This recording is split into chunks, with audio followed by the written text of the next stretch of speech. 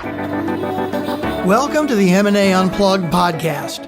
Our mission is to help you be better prepared for your business acquisition or sale. Being prepared will ensure you maximize returns and minimize risks. This is M&A Unplugged with your host, Domenic Rinaldi. Welcome back to M&A Unplugged. I'm your host, Domenic Rinaldi. When we decided to launch the M&A Unplugged podcast, it was to address the number one pitfall that we see in transactions, and that's lack of preparation. We talk about this issue a lot, and if you've been listening for a while, you know that it's the reason we started the M&A Unplugged podcast, because over 20 years and having done thousands and thousands of consults with buyers and sellers, we consistently see that people don't properly prepare. Well, we can tell you that, but now we can also share some evidence of that. See, over the last couple of years, we have been collecting buyer assessments and tabulating and taking that information in the aggregate. And just last year in 2020, we collected over 300 buyer assessments.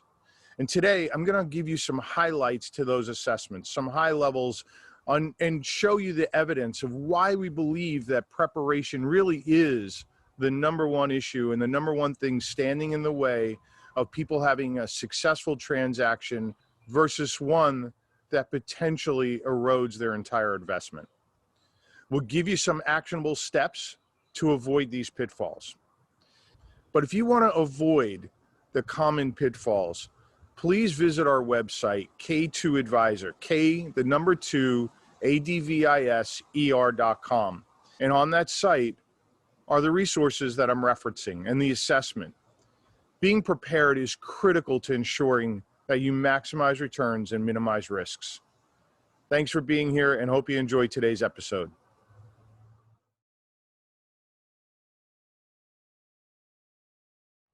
So, as I referenced in my opening remarks, we've been collecting assessments from business buyers for almost 2 years. Last year, we collected over 300 of these assessments. And this assessment was designed to capture data on where buyers are as it relates to the major pitfalls in any acquisition strategy.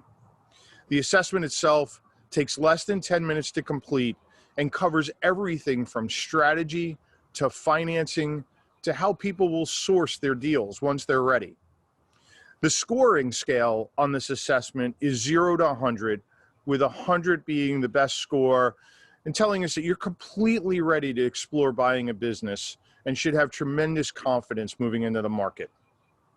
Anything above 80 indicates you've done most of the important items, but there's little room for improvement, but you're well on your way. Anything under 80%, and you should definitely seek some assistance, as your entire investment potentially could be in jeopardy. When we look at the aggregate scoring from these assessments, the average score of buyer readiness was only 34.5%. And this was mostly from people who were actively in the market seeking a transaction today. This score is incredibly low, and my advice is that many of these buyers should either be seeking assistance with their business searches from a professional or stop the process and spend some time addressing the gaps in the preparation. This becomes so important given that you could be risking your entire investment and the livelihoods of a lot of the people in the acquired company. When you consider that most deals require a bank loan, when you're this unprepared, there will be significant pitfalls putting your entire investment at risk. And while the aggregate results are alarming, with a little bit of knowledge, the major pitfalls can easily be avoided. So let's review some of the specific areas that the assessment measures. The first area is how many respondents had a strategic acquisition plan. Only 39% of the respondents had properly thought through all the aspects of an acquisition plan, which typically includes everything from the type or types of businesses, the size, the geography, the attributes of a target business. What's the desired EBITDA before and after debt service? Do you want a management team? Are you okay with union or do you prefer non-union? And are you open to buying the real estate, or you just want to lease? If you're a first-time buyer, what type of talent do you need in the business to complement your strengths and weaknesses? Will you be an active or a passive owner? What are your goals for the business after the acquisition? If you're a current business owner looking to grow through acquisition, what is the main purpose of the acquisition?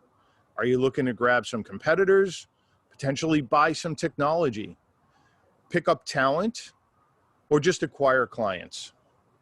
Having a solid plan up front will give you the direction necessary once you launch into a search, and you can more easily network for opportunities if you are crystal clear about your plan. It will also enable you to waste less time on deals that don't fit your criteria.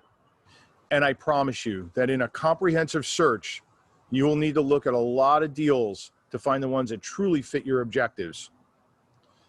The next area was related to whether or not the buyer had assembled a seasoned M&A team. About 43% of the respondents had identified who would be on their team during the process. This score is especially concerning given that 71% of the respondents had never bought a business before. When we discuss an M&A team, it's typically comprised of an M&A attorney, an M&A accountant, an M&A advisor, a potential banking partner or partners, and specific resources depending on your experience and training. For example, it may be necessary to identify an accounting firm that can conduct a quality of earnings report, or an equipment appraisal firm that will evaluate the physical assets in a deal. Or if you're looking at companies with a union workforce, you may need somebody who specializes in union and pension contracts. The importance of having a team identified up front is it allows you to act swiftly when you find the right opportunity. This is particularly important now, given how many buyers are in the marketplace looking for quality deals. And don't make the mistake of adding advisors on your team that don't have significant M&A experience under their belt. And that experience should be recent, as COVID has added a whole new set of challenges in the diligence and legal phases of a deal. The next major area was related to the sourcing of lenders for an acquisition loan. 53% of the respondents had spoken with a lender so they could understand both their debt and equity capabilities. Sourcing lenders in advance will enable you to put together some financial models so you can truly understand how much of your own equity is required for different types of deals, what various loan packages will look like, potential principal and interest payments, and what would be left over for you as the owner to take in the form of a salary, distributions, or to invest back into the business. Doing some of this modeling up front will also help you act quickly and confidently once you find a great prospective acquisition target. You can also take time to better understand the lender's underwriting process and timeframes, and get comfortable with the team that would be supporting your efforts. The next major area is related to integration. Integration is how you would handle taking over a new business, whether you are an individual investor or a company growing through acquisition. 37% of respondents said they had the knowledge and resources identified to manage an integration. This is concerning because most M&A deals fail to meet their ROI targets because the integration and transition was botched or poorly planned. This ranges from how you'll handle employees, clients, and vendors, how systems, processes, and procedures will be merged, and how communications will be handled both internally and externally. This is not an area you want to get wrong, and understanding what's necessary to have a smooth integration and transition is time well spent.